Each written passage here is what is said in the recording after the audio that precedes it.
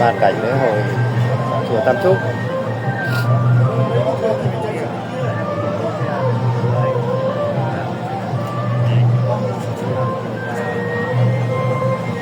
Đoàn thuyền chạy vòng tròn, thuyền rồng.